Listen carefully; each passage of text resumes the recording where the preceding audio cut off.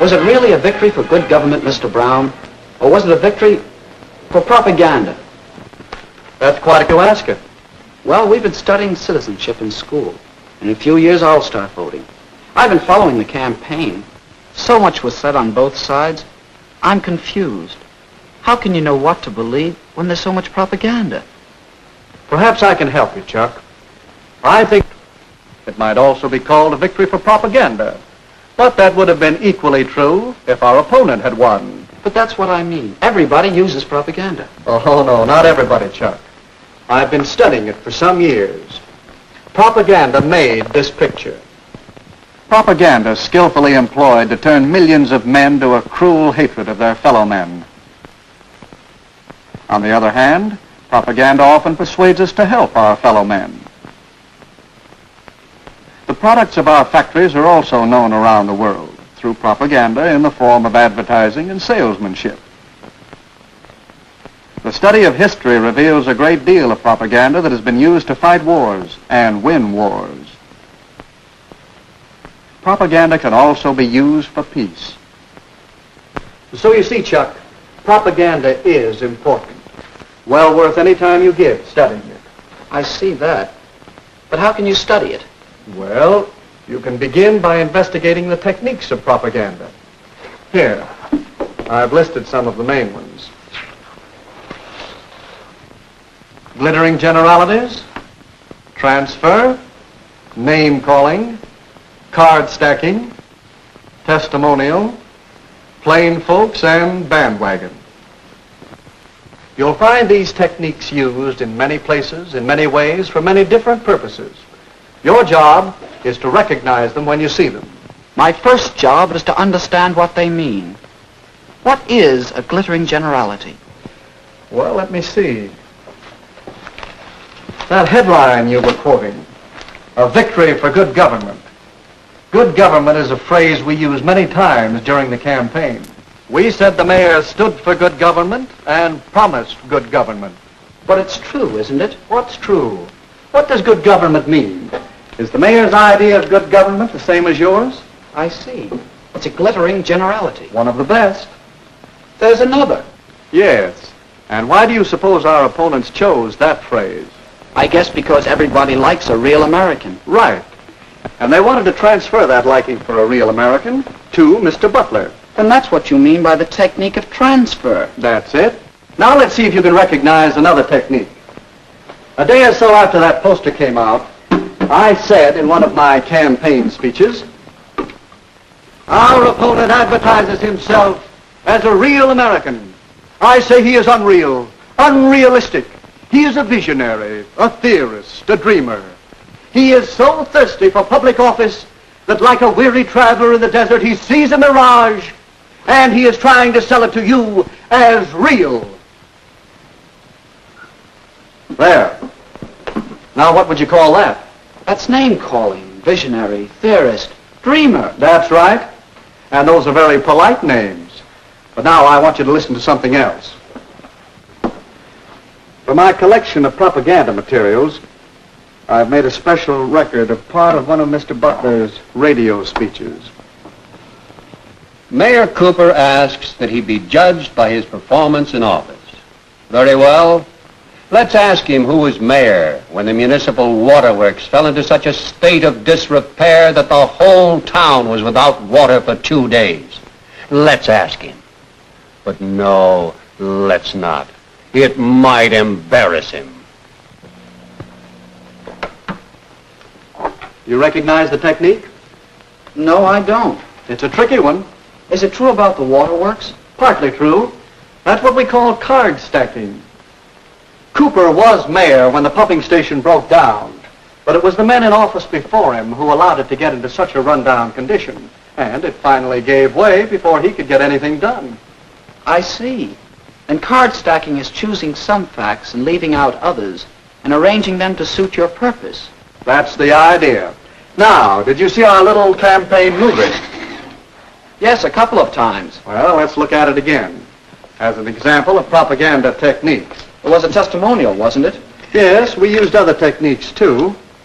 See if you can spot them. Will you get the light, please? Oh, sure.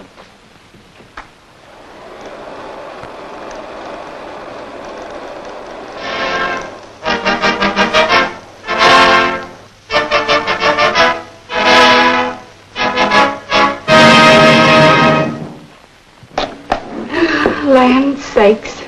A body hardly has time enough. The house to clean, the washing to do, and the men folks to feed. They like their chocolate cakes, too.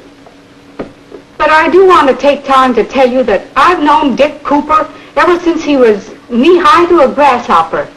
He comes of a good, respectable family, just as honest as the day is long. And he knows our town.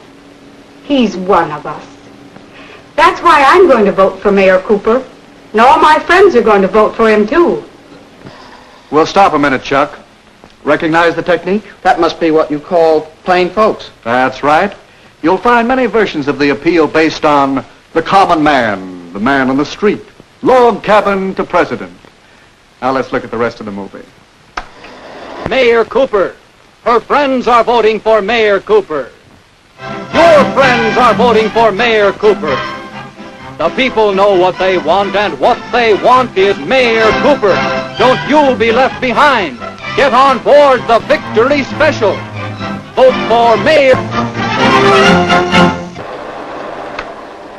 That ending's easy to spot. It's the bandwagon. Yes, the propaganda we've been talking about is easy to detect. But a great deal of propaganda is much more hidden, much harder to detect. That's what's bothering me. Even in a small local election, there's so much propaganda. That poster, a real American. It uses a transferred device. Does that mean it isn't true? Not necessarily. Evaluating propaganda isn't that simple. Recognizing the technique is one step. Another step is to know the purpose. What is the purpose here? That's easy. To get people to vote for Butler. Yes, to persuade people that Butler is the better man, to move them to vote for him. In short, to sell Mr. Butler to the voters. You'll find that the purpose of most propaganda is to persuade people to believe something, to do something, or to buy something. All right. But it still doesn't answer my question. No. Your next step, and it's a big one, is to get the facts. Well, is he a real American? Howard Butler was born in this country. He obeys its laws. He's a good citizen. Yes, he is a real American. The same can be said for Richard Cooper. So ask yourself whether the facts support the purpose. Do they support the transfer of feeling from real American to Mr. Butler over Mr. Cooper? No, I guess not. Well, that's your fourth step. Weigh the facts against the purpose and the technique. I think I understand. To know whether propaganda is good or not, whether it's true or not, I should know the purpose, recognize and judge the purpose and technique. Don't come to a campaign manager. I might opposition. Well, that's all right. Whenever you're tracking down propaganda, get as many different points of view as you can. Do you know something? What? I think that it might be interesting to make a really serious study of propaganda. I find it interesting, and there's plenty to study. Here I have just a few of the many books on the subject. You can read them. You can keep your eyes and ears open for little bits of propaganda. And, of course, you can study whole propaganda campaigns. Here are a few on which I've been gathering material. Hitler and Nazi Germany had a propaganda that ran over many years. Then there's a wealth of propaganda to study on the subject of Russia and communism. There's propaganda to study in our own American elections, national as well as local. And in many of the major issues, such elections often hinge. Well, if I don't learn about propaganda, Remember the techniques we outlined for studying it. Propaganda is a powerful force. So powerful that your study of propaganda is important not only to you, but to me and to the world.